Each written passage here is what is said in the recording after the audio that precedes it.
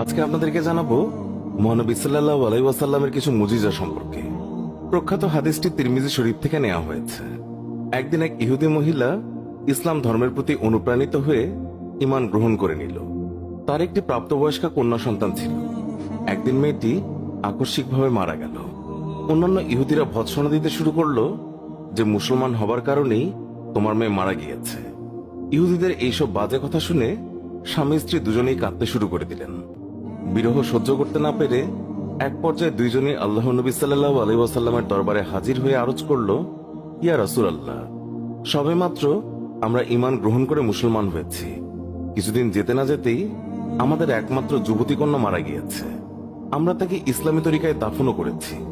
আমরা ঈমান গ্রহণ করার পরপরই আমাদের কন্যা মারা যাওয়াতে আমাদেরকে গোত্রীয় লোকেরা ভৎসনা দিচ্ছে। তারা বলছে ঈমান আনার কারণেই সে মারা গিয়েছে। নবী করিম সাল্লাল্লাহু আলাইহি ওয়াসাল্লাম তাদের বিবরণ শুনে বললেন, তোমরা আমাকে তার কবরের পাশে নিয়ে চলো। রাসূলের নির্দেশ মোতাবেক তারা তাকে একটি পাহাড়ের পাদদেশে নিয়ে গেল। সেখানে দাঁড়িয়ে ইশারা করে বলল, ওই যে পাহাড়ের উঁচুতে আমার মেয়ের কবর। এরপর নবী করিম সাল্লাল্লাহু আলাইহি ওয়াসাল্লাম নিচে দাঁড়িয়ে বললেন, হে আল্লাহর বান্দা। নবী করিম সাল্লাল্লাহু আলাইহি ওয়াসাল্লাম ডাকছে, তুমি বেরিয়ে এসো। নবীজির এই কথা শুনে সাথে সাথে কবর চিরে মেয়েটি বেরিয়ে এলো এবং ছুটে গিয়ে মা বাবার সঙ্গে সাক্ষাৎ করল। নবী করিম সাল্লাল্লাহু আলাইহি ওয়াসাল্লাম কবর থেকে বেরিয়ে আসা মেয়েটিকে বললেন, বলো, তুমি যেখানে ছিলে সেখানে যেতে চাও নাকি মা বাবার সঙ্গেই থাকতে চাও? যুবতী মেয়েটি বলল, হে আল্লাহর রাসূল, আপনি আমার জন্য দোয়া করুন যেন আমার মা বাবার অন্তর থেকে আমার মায়া চলে যায়। তারা যেন আমার জন্য কান্নাকাটি না করে। আমি আমার স্থানে চলে যেতে চাই, কারণ আল্লাহ তাআলাকে আমি আমার মা বাবার চেয়ে অধিক ভালো পেয়েছি।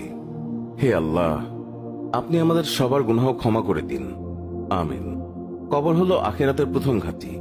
হাদিসে আছে, হযরত উসমান রাদিয়াল্লাহু তাআলা আনহু তিনি যখন কোনো কবরের পাশে দাঁড়াতেন তখন এমন ভাবে কাঁদতেন যে নিজের দাড়ি মুবারক ভিজে যেত। তাই একবার তাকে জিজ্ঞাসা করা হলো, আপনি জান্নাত এবং জাহান্নাম স্মরণ করে এত কাঁদেন কেন?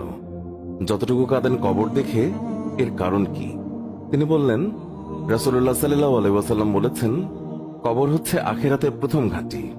এখানে যদি কেউ রক্ষা পেয়ে যায় তাহলে পরবর্তী সব ঘাঁটি তার জন্য সহজ হয়ে যাবে। আর এখানে যদি কেউ রক্ষা না পায় তাহলে পরবর্তী সব ঘাঁটি তার জন্য খুব কঠিন হবে। তিনি আরো বললেন, রাসূলুল্লাহ সাল্লাল্লাহু আলাইহি ওয়াসাল্লাম বলেছেন, মিরাজের রজনীতে আমি যত ভয়াবহ দৃশ্য দেখেছি তার মধ্যে কবরের আযাবই হচ্ছে সবচেয়ে ভয়াবহ। তিরমিজি, হাদিস নাম্বার 2308। কবরের আযাব সম্পর্কে অসংখ্য অগণিত আয়াত এবং হাদিস রয়েছে, যা থেকে স্পষ্ট বোঝা যায়